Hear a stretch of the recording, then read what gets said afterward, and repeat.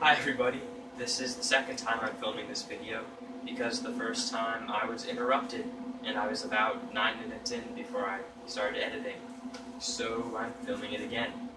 Anyways, I'm filming this in video form instead of my normal blog form of pictures and just paragraphs and stuff, the normal stuff, just because I've made 2+ posts before and I want to try something new. So here is the new thing. This is a plus bow I was commissioned to make a while ago.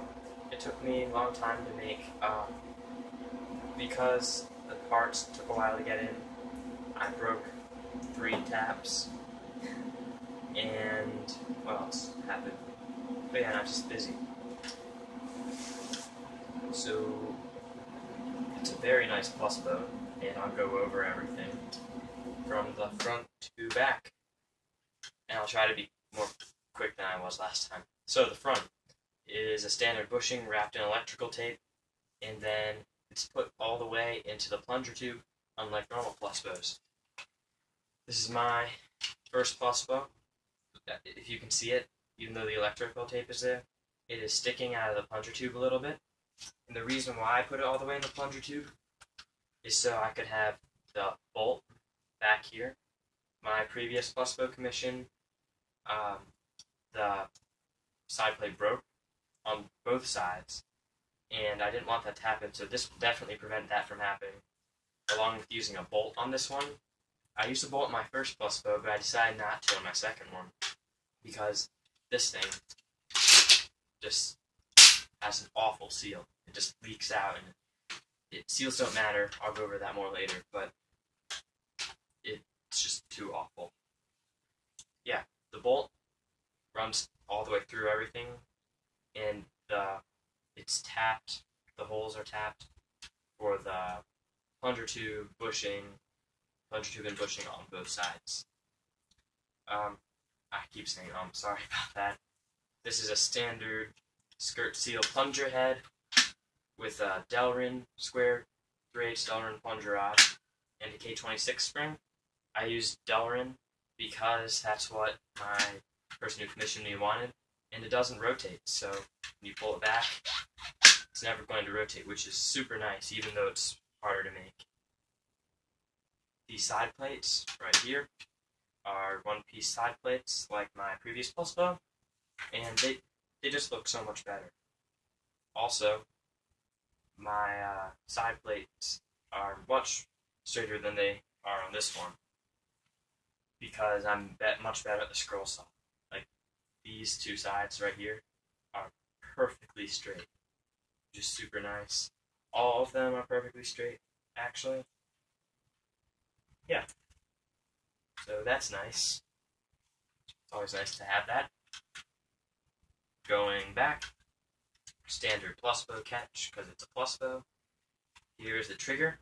It's very rounded, very comfortable, and I use a stronger rubber band than I have before, so it's a very responsive trigger, which I like the feeling of it. It's very clicky. I didn't use a trigger guard because it's not necessary to the design, and plus bow handles are just uncomfortable in my opinion. I didn't like the little nub, and I didn't like the trigger guard. And in my opinion, it looks nicer. It's on my personal plus bow too, but I like it a lot. So the handle is and thumbhole stock, besides looking really nice and being comfortable, is made of oak wood. Oak wood is a pain to work with and cut in general. I think it pays off and it looks really nice. My commissioner is going to stain this. I don't know why I'm blanking out. Standard pullback for a plus bow. Special thing is aluminum rods instead of nylon rod. The person who commissioned me wanted this after seeing Modman712's video on his own plus bow. Aluminum is slightly harder to work with, and because I didn't know how to work with it exactly, and because it didn't act the same way as plastic, I broke 3 taps trying to tap this, but then I figured it out, and it was super easy. But I polished it, even though my aluminum was in bad condition. I sanded it and polished it, and it's very shiny.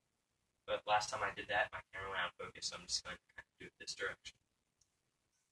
It's about the same weight as nylon rods. and it looks a lot nicer. So I might make my own with aluminum rods.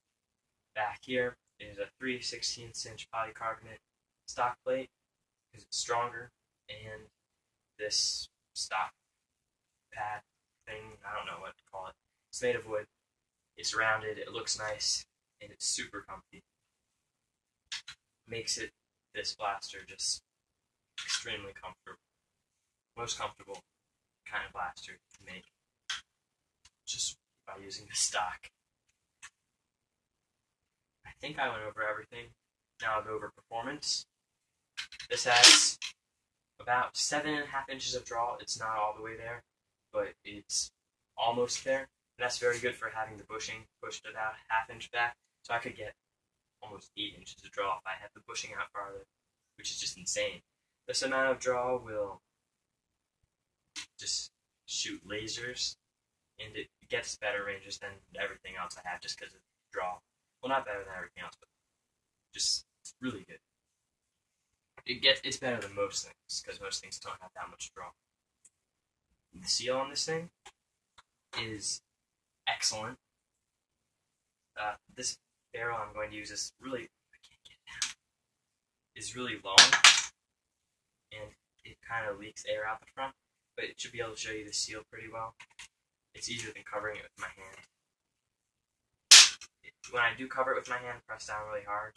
It's normally perfect, but I have to press it hard enough to go press against the table. So it's a really good seal. I'm not going to even talk about what I think about seals right now because that'll be a blog post eventually. I think I went over everything, but I'll hold it up like this. It just looks so nice. Everything is just so nice on it. I'm sad to see this go, but I'm happy to know that it should make the person who commissioned me very happy. Now the firing test, and thanks for watching. Crossbow loaded with, I think, 7 pink slugs. I'm firing at this cardboard. It has some holes in it already, but you'll be able to see the new holes. I'm sitting about 5 feet away, which isn't super far, but it's a good firing test. So